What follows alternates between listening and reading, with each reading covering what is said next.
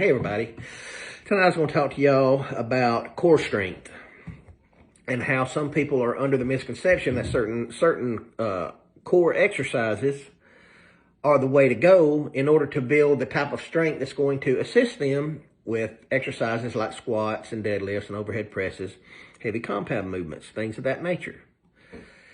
And why there might be a better route, or there might be a certain variation of those exercises that they should be doing instead of what they think they should be doing. Okay? All right.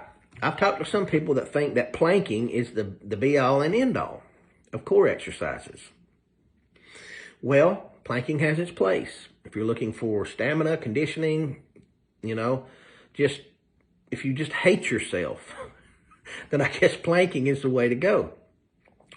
But planking won't do much for your squat, and it won't do much for your deadlift, okay? And I don't say that sarcastically. I don't know how else to be but just straightforward and plain, and I'll explain it to you, okay? Let's say, for instance, you can run a half a mile, and you get to the point to where you can run 3 miles, okay? Well, that means you've increased your capacity for running, and you probably put on a little bit of muscle in the process, but it didn't really help your squat, did it? No, it didn't. Let's say you get down to do some push-ups, and you can do 10, okay? And you work to the point where you get to 20, 25, and you get all the way to the point where you can do 50 straight push-ups. You've certainly increased your strength percentage, haven't you? Sure you have.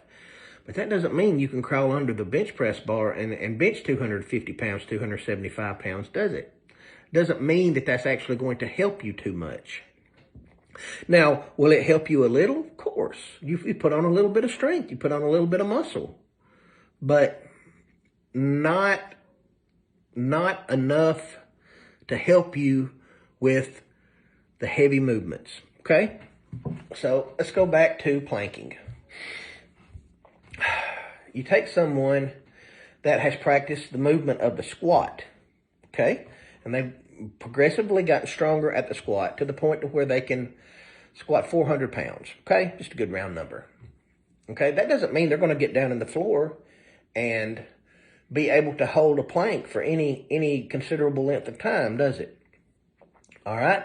But you take someone, on the other hand, that can sit there and plank for a solid hour. That doesn't mean they're going to be able to squat 400 pounds either, does it? It just don't work that way.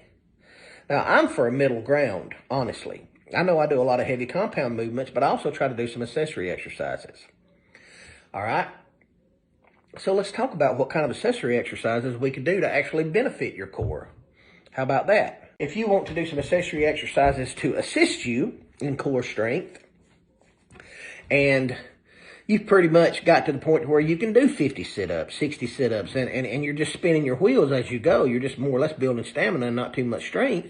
Or with leg raises, knee raises, planking, things like that. Well, we'll add a little resistance to those exercises. And that's what I used to do. I really, really helped my core strength years ago when I started doing weighted sit-ups.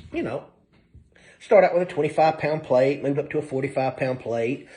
Joined a gym, started using dumbbells, started out with like a 35-pound dumbbell. By the time I was finished, several months had passed, I was doing like 3 sets of 10 with a 100-pound dumbbell on my chest, and I can't tell you how that benefited my squat and deadlift. It really made a difference, okay? And then I got to the point to where I just quit. I didn't need to do it anymore. Honestly, my core caught up with the rest of my body, and I wasn't folding over like a tin can when I tried to do my squats. And that is a telltale sign of a weak core. Get under the bar and start doing some moderate weight. And start repping it out, and letting your body get weaker and weaker. If you start folding over this way, if it's your stomach giving out instead of your back or your legs, you've got a weak core. There you go. If you're on a deadlift and you can't, and you just can't break that weight off the ground, you probably got a weak core, or you start pulling it and it starts folding you over, you got a weak core. And that's okay. Everybody's got a weak core at one time or another. Add some weight to these accessory exercises. And look, there's nothing special about your ab muscles, okay? They're made out of the same material as every other muscle in your body, okay? 3 sets of 5 of extremely heavy weight on your ab muscles will work just like 3 sets of 5 on your bench press. Now, am I an advocate for treating your abs like that? No, not because I would necessarily say it's harmful. I think there's a better way. I like to do 3 sets of 10 because I think conditioning is a good thing too, okay? I like that. For accessory exercises, I like that rep range, okay? I like 3 sets of 10. I like it.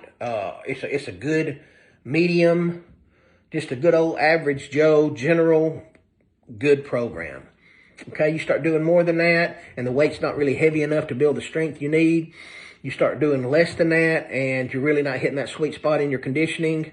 I like it. That's why I do 3 sets of 10 on my dips, 3 sets of 10 on shoulder presses, leg extensions, so on and so forth. If it's an accessory exercise, I'm trying to hit the range of 3 sets of 10. Now, other people may have a different idea. Hey, if you like it, I love it, baby. Whatever gets you through the night. But that's what I do.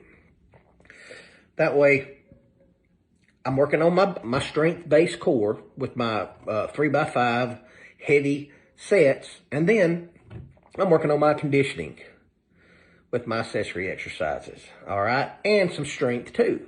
Trust me, it will help you get stronger, I promise, because you're right there in that sweet spot, okay, for strength and conditioning.